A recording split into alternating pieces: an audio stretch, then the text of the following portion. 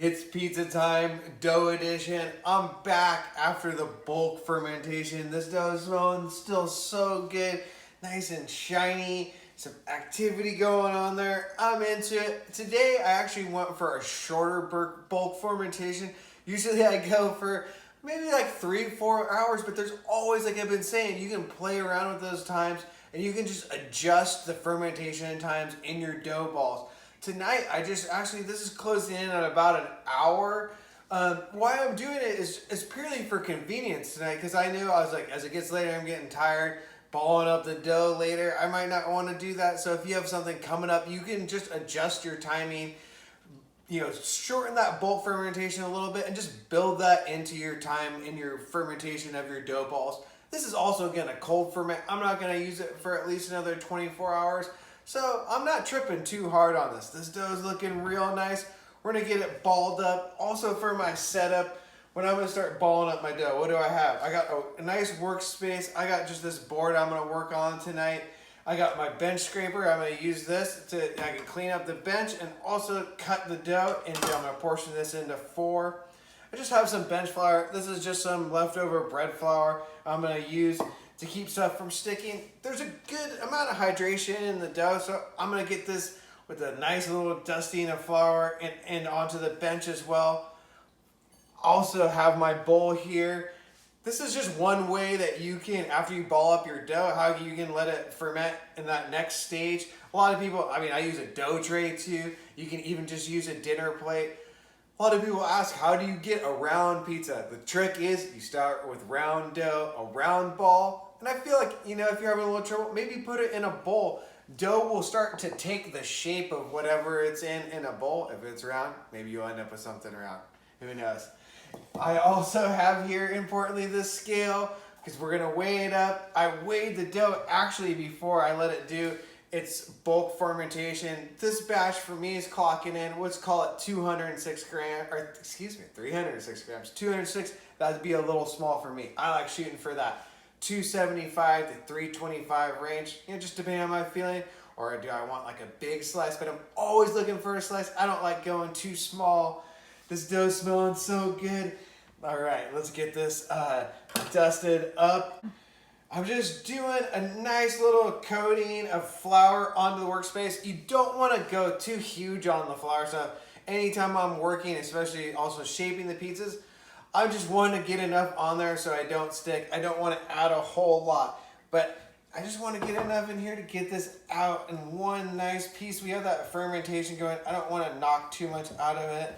Get it picked up. Oh, it feels so nice. It's always so good to get your hands on the dough. I'm going to get this bowl onto the scale, tear it out. Looking good. And then I'm just feeling this dough. It's looking pretty good. One thing, you could have just cut it like that, or sometimes I like to take it and just form it into more of a one solid ball. Getting it all, just checking out the dough. It's looking good to me.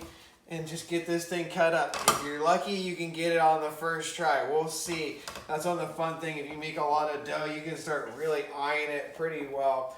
But let's see where we're getting. I feel like this looks short to me. Anytime I do it on camera, I'm sketching on it and get a little nervous, All right, let's see. 297, that's not bad. But when I'm short like that, I'll just take my dough cutter and just cut a little piece off. If you've been doing this a while, you can start to see that that might be a little bit more than I need, but let's see. 306, that was right on the money. Wow, sometimes you get lucky. There we go. So I got my, this is the beginning of the dough ball. It feels really nice in the hands.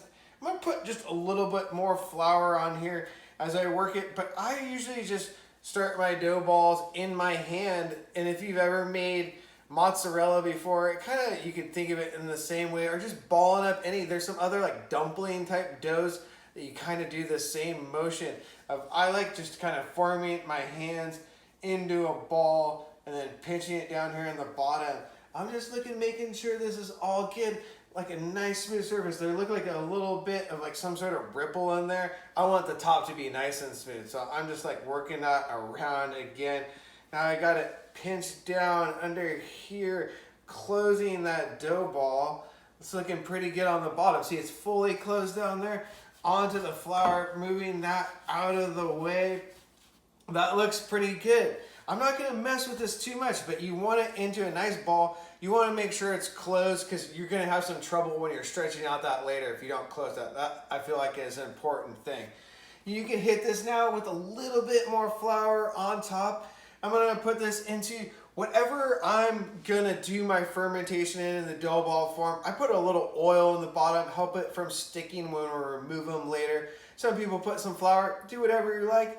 I'm gonna pop this one. We can just put it right here, get it right into the ball. Look at that. Hopefully this is gonna be a good batch. I'm gonna get this thing covered up.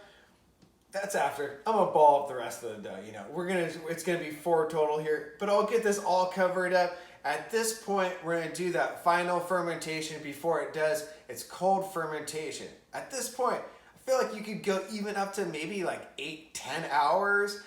You can play around with that kind of stuff. I'm gonna go shorter than that. I'm thinking maybe 3 hours. I'm gonna keep an eye on the dough, the temperature in my environment here, making sure I don't wanna go, you hear that term like overproof, like the dough, that means like the dough has expanded too much, it will start collapsing out. We don't want that. We're gonna slow this process down. It's going in the fridge. So I'm just keeping an eye on it. I don't want a whole ton of activity, but I wanna make sure it's alive and happy. I already see bubbles in there, so I'm feeling good on this. I'm gonna get the rest of this dough portioned up. Got the dough all portioned up into 4-pack bowls. I'm doing bowls tonight. Like I said, you could do it on a dough tray, dinner plate, whatever you like. I'm gonna get these covered up. They're gonna do their fermentation at room temperature. I'm gonna check on them in a couple hours. When I'm feeling like they're ready, they're going into the fridge, starting their cold fermentation. We'll check back on them in the morning. Hopefully they have a good night, a little hang out in the dough nook, then crash out in the cool temps. That fermentation should be good.